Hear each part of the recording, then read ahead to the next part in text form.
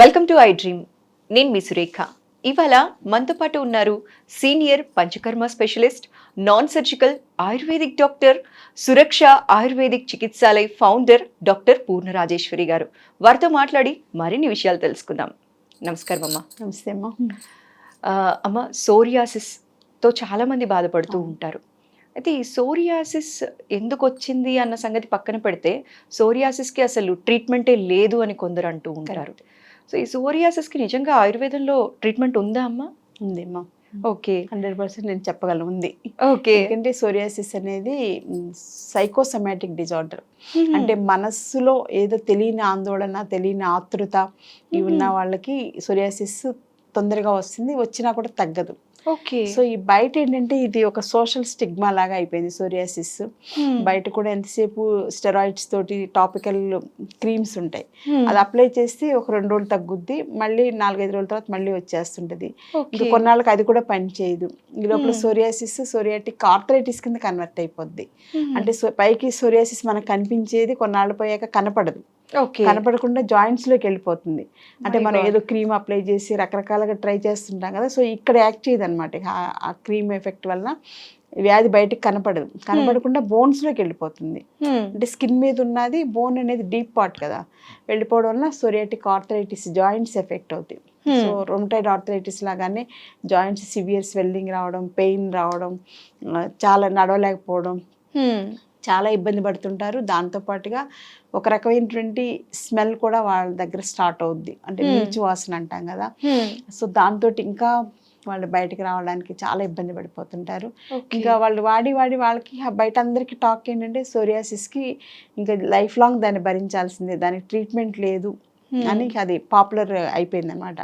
కానీ అసలు ఏంటి ఆయుర్వేదంలో ఏముంది, ఆయుర్వేదంలో తగ్గుద్దా అని ట్రై చేస్తే మాత్రం వాళ్ళకి ఆరోగ్య యోగం ఉన్నట్లుగానే మనం అనుకోవాలి. ఎందుకంటే ఆయుర్వేదం ఉందని తెలుసు, కానీ ఆయుర్వేద మందులు వేడి చేస్తాయి, ఆయుర్వేద మందుల్లో లెడ్ ఉంటుంది, అందులో పాయిజన్ అయిపోతుంది, తర్వాత అందులో ఉండేటువంటి సైడ్ ఎఫెక్ట్స్ మనం తట్టుకోలేము, చాలా ఆలస్యం, ఆయుర్వేదం అంటే ఆలస్యం, ఇట్లా చాలా రకాల ఫీలింగ్స్ ఒక 40-50 ఏళ్ళ నుంచి ఆయుర్వేదం మీద బాగా సోషల్గా వెళ్ళిపోయింది అనమాట. సో ఇప్పుడు మనం కొంచెం ఆయుర్వేదిక్ దానికి అవేర్నెస్, కరోనా తర్వాత ఆయుర్వేదం అంటే కొంచెం నమ్మకం కలిగింది. ఎందుకంటే ఆ కషాయాలు తాగి వాళ్ళకి అర్థమైంది డెఫినెట్గా ఆయుర్వేదం బాగా పనిచేస్తుంది అనేది ఎవరికి వాళ్ళకే తెలిసింది, కాబట్టి సెల్ఫ్ రియలైజ్ అయ్యారు. సో ఈ నేపథ్యంలో ఏంటంటే సోరియాసిస్కి ఆయుర్వేదంలో ఏముందా అని ఆలోచిస్తే కనుక నెంబర్ 1 ఆయుర్వేదంలో ఉందని నేను చెప్పగలను. సోరియాసిస్ ఫ్రమ్ ద బిగినింగ్ మా ప్రాక్టీస్ 97లో స్టార్ట్ చేసాం. సో అప్పటి నుంచి కూడా పంచకర్మ మెయిన్ మాది. సో సమైక్యాంధ్రాలో ఫస్ట్ పంచకర్మ హాస్పిటల్ మాదే. సో అప్పటి నుంచి కూడా నాకు ప్రతి కేసు కూడా, ప్రతి పేషెంట్ రకరకాల కొత్త ప్రాబ్లమ్స్తో వస్తారు. వాళ్ళు నాకు కాస్త కోస్త డబ్బులు ఇస్తారు, కొంతమంది 100% మొత్తం ముందే కట్టేస్తారు, కొంతమంది కట్టరు, కొంతమంది అసలు పే చేయరు. ఇన్నున్నా కానీ చక్కగా వాళ్ళు నాకు మంచి ఒక అనుభవాన్ని, ఒక మంచి పేషెంట్కి తగ్గడం అనేది, నాకు ఒక నమ్మకం అనేది, నా పేషెంట్సే నాకు దేవుళ్ళని నేను భావిస్తాను. ఎందుకంటే వాళ్ళు రావడం వల్లే ఇన్ని వెరైటీస్ ఆఫ్ కేసెస్ నేను చేయడం, నా కాన్ఫిడెన్స్ అనేది పెరిగింది. అందులో సోరియాసిస్, సోరియాటిక్ ఆర్థరైటిస్ 2 కూడా బ్రహ్మాండంగా తగ్గుతాయి, అస్సలు వరి అవసరం లేదు. సో సోరియాసిస్కి మెయిన్ కారణాలు ఏంటంటే సైకోసమాటిక్ అని చెప్పాం కదా, స్ట్రెస్. సో స్ట్రెస్ వలన వాళ్ళకి వస్తూ ఉంటుంది మెయిన్గా ప్రాబ్లం అది. తర్వాత మన ఫుడ్ హ్యాబిట్స్లో కూడా న్యాచురల్ ఫుడ్స్ కాకుండా అన్యాచురల్ ఫుడ్స్, బయట కలర్స్ వేసిన ఫుడ్స్ కానీ, లేకపోతే సింథటిక్ ఫుడ్స్ కానీ, ఇలాంటివి మైదా బేస్డ్ ఫుడ్స్, ఇలాంటివన్నీ తినడం కూడా ఒక కారణం. అలాగే కొంతమంది జాబ్స్, నైట్ అవుట్స్ చేసే జాబ్స్లో ఉంటారు, నైట్స్ నిద్ర లేపడం కూడా ఒక కారణం. తర్వాత ఇంకోటి ఏంటంటే వాటర్ ఇంటేక్ తక్కువగా తీసుకోవడం. మన శరీరంలో మలినాలు బయటకు వెళ్ళాలంటే రోజు 3 to 5 లీటర్స్ వాటర్ తీసుకోవాలి. అది తెలియక చాలామంది మంచినీళ్ళు తక్కువ తాగుతుంటారు. యాక్చువల్గా ఈ మంచినీళ్ళు తక్కువ తాగడం అనేది మనకి పిల్లల్ని హాస్టల్లో పెట్టినప్పటి నుంచి స్టార్ట్ అవుతుంది. అక్కడ టాయిలెట్స్, కామన్ టాయిలెట్స్ ఉంటాయి, అమ్మాయిలు ముఖ్యంగా షై ఫీల్ అవుతారు, బాత్రూమ్కి వెళ్ళడం అవాయిడ్ చేద్దాం, తక్కువ నీళ్ళు తాగడం, పొదుపుగా ఇన్ని నీళ్ళే తాగడం అలవాటు చేసుకుంటారు. సో దానివల్ల మొత్తం సిస్టమ్ అంతా డ్యామేజ్ అయిపోయి ముఖ్యంగా పీసీఓడి ప్రాబ్లమ్స్ కానీ, గైనిక్ ప్రాబ్లమ్స్ కానీ, గ్యాస్ట్రిక్ ప్రాబ్లమ్స్ కానీ స్టార్ట్ అవుతాయి. అవి క్రమక్రమంగా సోరియాసిస్ కూడా రావడానికి కారణం అవుతాయి. సో మనకి వ్యాధులు ఎక్కడి నుంచో రావు, మనలోనే ఎక్కడో సంథింగ్ సైకలాజికల్గా కానీ, ఫిజికల్గా కానీ మనకు తెలియకుండా చేసిన మిస్టేక్స్ కూడా ఒక కారణం. అంటే జెనెటికల్గా రావడానికి కూడా సోరియాసిస్ ఒక కారణం. ఇంకోటి ఏంటంటే అది స్ప్రెడ్ అవుతుంది అనుకుంటారు, ఒకళ్ళ నుంచి ఒకళ్ళకి అంటువ్యాధి, అంటే మనకి రకరకాల అంటువ్యాధులు అనుకుంటాం కదా, అట్లా అసలు కాదు. సోరియాసిస్ అంటువ్యాధి కాదు. సో మన ప్రక్కన మన ఇంట్లో వాళ్ళు ఉన్నా మనం ఏమి వాళ్ళని అసహించుకోవసరం లేదు, వాళ్ళని పక్కన పెట్టాల్సిన అవసరం లేదు. అది వాళ్ళతోటి పాపం వాళ్ళే బాధపడుతూ ఉంటారు. సో మనం అది అంటుకుంటుందని భయపడి వాళ్ళని దూరంగా పెట్టాల్సిన అవసరం లేదు, ఆఫీస్లో కానీ ఇంట్లో కానీ ఎక్కడైనా సరే. సో అది అంటువ్యాధి కాదనేది ఫస్ట్ అందరూ తెలుసుకోవాలి. అప్పుడు సోరియాసిస్ పేషెంట్స్కి కొంచెం కాన్ఫిడెన్స్ వస్తుంది. ఆహా, నా వ్యాధి వలన ఎవరికి ఇబ్బంది లేదు అంటే వాళ్ళకి ఒక రకమైన రిలాక్సేషన్ వస్తుంది. లేకపోతే వాళ్ళు కూడా భయపడుతూ ఉంటారు, బయటకు వెళ్ళాలంటే ఇది అంటువ్యాధి కదా, వాళ్ళకి అంటుకుంటుందేమో, భయపడతారేమో, నాకు దూరంగా వెళ్ళిపోతారు. పక్క నుంచి దూరం వెళ్తే ఎవరికైనా చాలా హర్టింగ్గా ఉంటుంది కదా, బాధగా ఉంటుంది కదా. సో సోరియాసిస్ పేషెంట్స్ ఆ రకంగా భయపడక్కర్లేదు. చుట్టూ ఉన్న వాళ్ళు కూడా వాళ్ళని హ్యాపీగా ట్రీట్ చేయకుండా ఉండొచ్చు.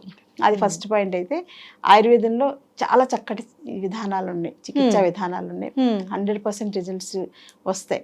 ఇటు వచ్చి డాక్టర్ చెప్పినట్టుగా చక్కగా కొన్నాళ్ళ పాటు డాక్టర్తో కలిసి ఒక నెల 3 నెలలు పూర్తిగా నయం అవుతుంది. అసలు విదిన్ 1 వీక్ అయితే ఒక 20 to 30% తగ్గిపోతుంది. Within 1 week.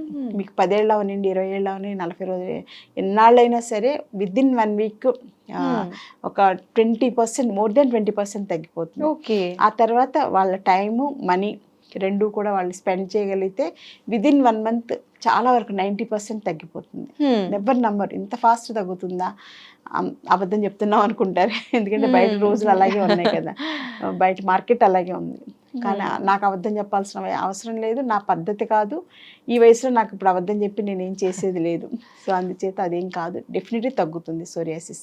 నా దగ్గర చాలా ఎవిడెన్స్ ఆఫ్ కేసెస్ ఉన్నాయి, చాలా familiar persons psoriasis first case అనమాట. ఆవిడకి ఫైలేరియాసిస్, సోరియాసిస్ రెండు కలిపి ఉండేవి. ఈ కాలు మీద, ఈ పాదం దగ్గర విపరీతమైన ఇంత వాపు వచ్చేసేసి, లోపల పురుగులు పాకుతున్నట్టుగా ఉండి, రెడ్గా అల్సర్ ఉండి, దురదొచ్చేసి చాలా సఫర్ అయ్యేవాళ్ళు.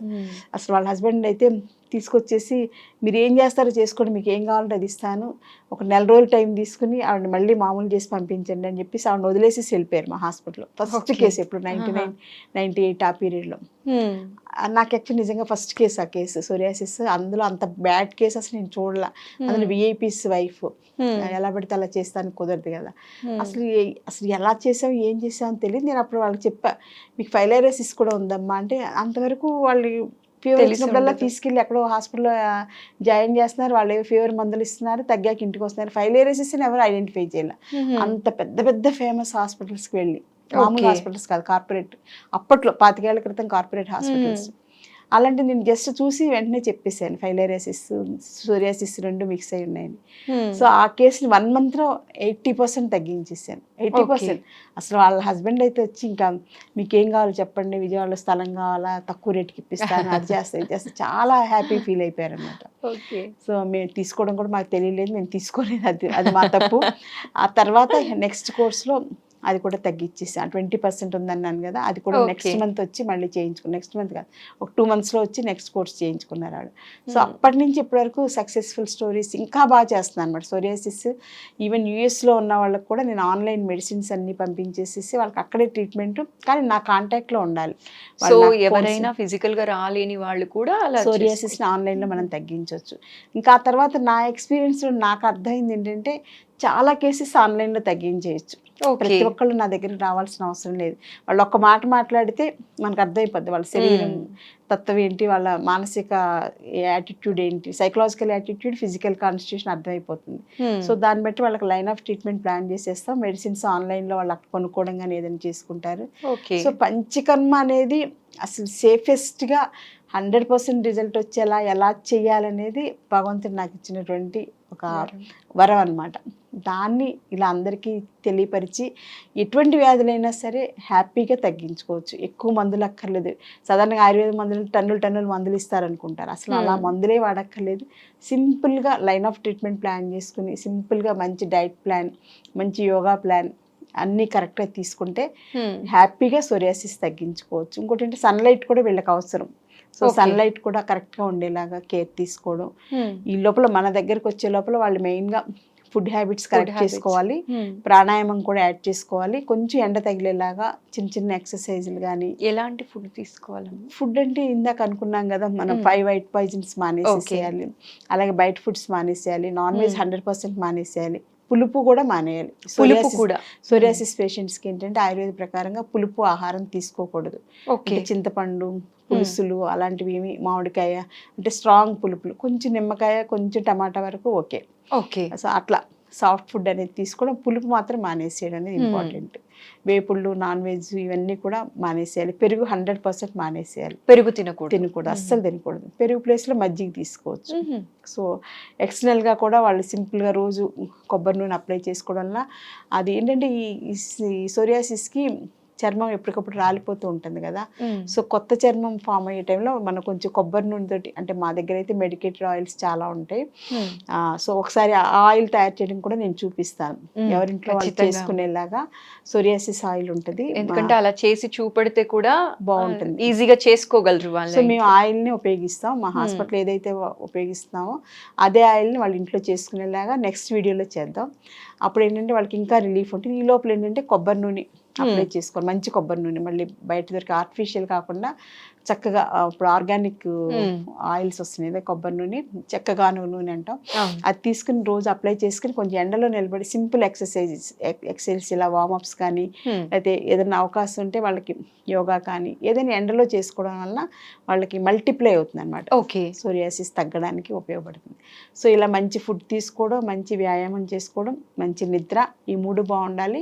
సైకలాజికల్గా టెన్షన్ తగ్గడానికి కూడా ప్రాణాయామ, మెడిటేషన్ బాగా ఉపయోగపడతాయి కాబట్టి అవి కూడా రెగ్యులర్ ప్రాక్టీస్ చేసుకోవచ్చు. వాటికి కూడా అవకాశం లేని వాళ్ళు ఇంట్లో రోజు భగవంతుడికి పూజ చేసుకోవడం, పూజ టైంలో మంచి ప్రశాంతంగా ఉండేలాగా, ఆ ప్రశాంతత రోజంతా ఉండేలాగా ఎప్పుడు నిరంతరంగా సాధన చేసుకుంటూ ఉంటే, అంటే మనం ఏదైనా సాధనతో అన్నీ వస్తాయి మనకు కూడా పెద్దలు అదే చెప్పారు కదా, సాధనమున సమకూరు ధరలోన అని చెప్పేసి అన్నీ కూడా మనం ప్రాక్టీస్ చేస్తే అన్నీ వస్తాయి. కాబట్టి చక్కగా డీప్ రిలాక్సింగ్ మూడ్లో మనసు ఎప్పుడు ప్రశాంతంగా ఉండేలాగా చేసుకుంటే డెఫినెట్గా, ముఖ్యంగా మనస్సు ప్రశాంతంగా ఉండడం ఇంపార్టెంట్.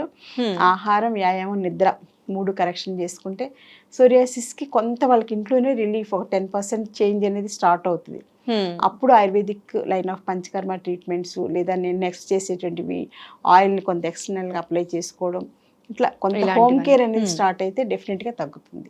అస్సలు వరి అవసరం లేదు, సోరియాసిస్కి మందు లేదు, తగ్గదు అనేది పాత రోజుల్లో పాత పద్ధతిలో. ఇప్పుడు అలా కాదు, ఆయుర్వేదిక్ పంచకర్మతోటి 100% తగ్గించుకోవచ్చు.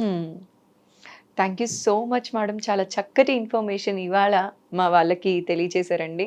ధన్యవాదాలు. ధన్యవాదాలమ్మా.